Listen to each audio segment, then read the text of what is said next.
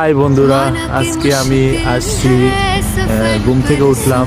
ঘুম থেকে উঠে দাঁত ব্রাশ করলাম।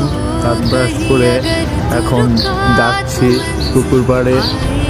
আশা করি সবাই ভালো আছে। তোমরা কে কোথা থেকে আমার ভিডিওটি দেখছো অবশ্যই কমেন্ট করে জানাও।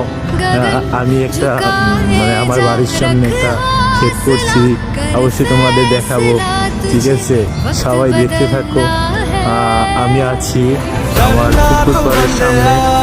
আশা করি সবাই দেখতে পাচ্ছে আমাকে, ক্লিয়ারকে দেখা যাচ্ছে আমাকে। আসলে আমি এইমাত্র আসলাম পুকুর পাড়ে, আর দেখলাম যে অনেক সবজি চারা এগুলা হয়েছে। তোমরা দেখো বন্ধুরা।